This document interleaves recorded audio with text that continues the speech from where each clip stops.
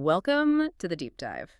For, what felt like 2 straight years, the loudest story in tech was this impending doom. Oh yeah, the consensus was clear. AI was going to kill Google. It was this huge existential threat to a company worth, over $1 trillion. The whole idea was that generative AI, these models that give you one perfect answer, would just make search advertising obsolete. And you can see the logic, right? The fear was, I'd say, pretty ironclad at the time. Google's entire business model is built on clicks. High volume, low friction clicks. You type something in, Google points you to another website. Exactly. It sends you away. And that external site runs AdSense ads. They share the revenue and the whole system works. But if AI just gives you the answer right there on the search page. You never leave. You have no reason to click away. And if there are no clicks, there are no external page views. And this is the critical part. There's nowhere to put those display ads. The whole narrative was framed perfectly by these competing models. You had OpenAI coming out with their, a $20 a month subscription? Right. And everyone said, that's it. A finite subscription will always lose to infinite ad revenue. But what's so fascinating, and what our sources for this deep dive show, is that the argument was completely backwards. How so? That $20 subscription, well, it's finite. It has a hard ceiling on what you can earn from a user. But advertising, advertising that stimulates actual shopping, new transactions, new economic activity, that's functionally infinite. And the data proved it. Yeah. We're looking at Google's Q3 2025 earnings, and instead of a collapse, ad revenue was just booming. It's incredible. The core search ad revenue, the very thing everyone thought was on the chopping block, was up 15%. 15%. And YouTube ads, which are in this fierce fight with TikTok, they were also up 15%. Overall ad revenue jumped 12.6%. So they didn't just survive this thing. They thrived. But here's the most telling part, the smoking gun, if you will. There's one number that did go down. Okay, what was it? Network advertising. Right. That's the AdSense revenue that goes out to all those third-party websites. It dropped by 3%. So that small drop tells the whole story. It tells us Google made a huge internal decision, a strategic choice that some of our sources called, and I love this phrase, a violation of ancestral rules. A violation of ancestral rules. Okay, let's unpack that. How do you get record advertising revenue while cutting off the cash flow to your partners? It was a complete philosophical U-turn. For decades, Google's sacred mission was to be the perfect traffic cop. Get people off Google as fast as possible. Exactly. If you stayed on the search page for too long, it was seen as a failure, a bad search result. Success was measured by how fast you clicked away. And now they've completely inverted that idea. With the AI search integration, this, AI mode or chat interface, the new goal is to keep you there. It's all about retention. They want you engaged, solving problems, having these long conversations, all within the Google interface. So it's no longer about finding a door to another website. It's like they've built a fully furnished room right there on the landing page. With ads, of course. That's a perfect analogy. And it completely removes the need to send you to a third-party site just to see an ad. User dwell time just skyrockets, and so do the opportunities to show an ad. Hold on, let me just push back on that for a second. If I'm spending an hour in a chat with Google's AI solving some complex work problem, that's an hour I'm not clicking on publisher websites. So while Google is keeping all that fat water for itself, isn't there a risk they alienate all those publishers who built their businesses on that traffic? That is the crucial question.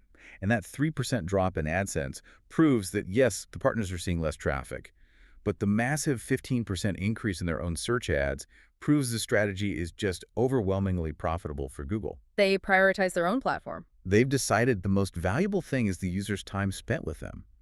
The big problem AI introduced wasn't, AGI or sentience. It was a much more practical question. How does AI make money? And Google's answer is still advertising, just a totally new kind of advertising. One that targets what you call the ultra-long tail. Exactly. Keeping the traffic was step one. Monetizing it is step two. Okay, so the long tail is a concept we know. Platforms like Amazon or Taobao making it possible to sell niche products globally. Right. The internet lets you sell, say, a very specific type of artisanal coffee bean to a few thousand people scattered all over the world. But AI is creating an even longer tail, an ultra-long tail. Meaning? It's satisfying these tiny, specialized demands that were just too complex or too low volume to advertise against before. The friction was too high. And we have to remember how high that friction was. Traditional digital advertising was a brutal multi-step process. Oh, it was a nightmare for small businesses. Just think about it. Step one, you, a human, had to figure out your key selling points, your keywords. Then step two, create the assets, and not just one picture. You needed videos, images, GIFs, all in like 10 different sizes, and you had to keep refreshing them constantly because of user fatigue. And the competition was just insane. In some markets, competitors were using AI to generate millions of ad creatives, just testing constantly. Yeah. This super extreme play, they called it. How does a small merchant even compete with that? You can't, and that's before you even get to step 3, which is setting budgets, CPC, CPM, targeting by location, demographics. It was a full-time job. And then step 4, the platform has to collect all this user data, which, comes with its own privacy headaches, just to match an ad. It was exhausting. So this is where AI comes in and just wipes the slate clean. It eliminates all those barriers. For the merchant, it becomes almost laughably simple. Our analysis shows they just have to agree to an automatic product entry. And Google's system does the rest. It does all the heavy lifting. It scrapes their product descriptions, photos, and, that is brilliant, the user comments. Because that's where the real context is. The AI then figures out the key selling points on its own. Exactly. No need for a human creative director or that super extreme play. But the real genius is what happens on the user side. By keeping you in that chat window, asking all these nuanced questions, Google develops a long-term memory of what you want. It's so much deeper than just a few quick keyword searches. And that deeper intent allows for what you're calling non-standard matching. That's the key to the whole thing. That's the whole thing. Let's get into the case studies, because that's where you see it in action. Okay, let's start with the small batch perfume, a niche product that would normally get lost. Totally lost.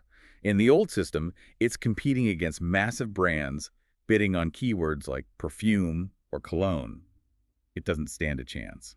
But in the new AI mode, a user doesn't search for a brand. They search for a mood. Something like, cool, woodsy scent, not too sweet, smells like rain. Which is almost impossible to target with keywords. Meh. But the AI isn't looking at the manufacturer's description. It's pulling keywords like woodsy and rainy day from user reviews for that perfume. So it connects the user's feeling to another user's description of that feeling. Precisely. And then it auto-generates a specific ad for that exact mood.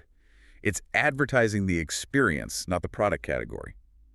The targeting precision is just phenomenal. The running shoe example is even more incredible. It's about synthesizing knowledge. Okay, so a user searches for something really technical. 4-foot strike running shoes, wide toe box, no knee pain. That's already very specific. But then, the AI also sees that this same user has been looking at map routes for half-marathon training. Ah, okay. So it's not just someone who wants trendy sneakers. This person is a serious runner. This is a training runner with specific biomechanical needs. The AI knows that. So it synthesizes information from technical reviews and runner comments, finds a shoe with, say, a low drop and stiff cushioning. And it serves an ad that focuses on those performance features, not an ad that says 20% off. Exactly. It's an ad that says, this shoe solves your specific training problem. The conversion rate on that must be astronomical. In that final pet food example, it really shows how AI can map symptoms to solutions. The user searches, cat frequently scratches ear, soft stool after changing food. Those aren't shopping keywords. They're medical symptoms. The AI understands that distinction. It maps scratching ear to product features like low allergen or single protein, even if the merchant's website just says, pet stop scratching. So instead of a generic coupon for cat food, The user gets an ad for a low allergen single protein trial pack. It delivers the exact solution they need right in the chat. And that has a huge economic impact. right, because the conversion rates are so much higher, advertisers are willing to pay more. Google's cost per click, the CPC, it rose 7%. And since total ad revenue was up over 12%, a big chunk of that came from advertisers paying more for these incredibly precise placements. It's a positive feedback loop. Higher conversion means you can bid more, which makes Google more money. And it also means more small businesses can compete. You don't need a huge marketing team anymore. You just need a good product. The AI handles the rest. We saw the big picture effect of this in the 2025 Black Friday report. That was fascinating. Orders were actually down 1%. Which sounds bad, but the average price of each order was up 8%. And when you filter out external factors like tariffs, which were about 5%, you're left with a 3% price increase that's attributed directly to higher ad spend. It shows that profits are being funneled right back into this high-precision AI advertising.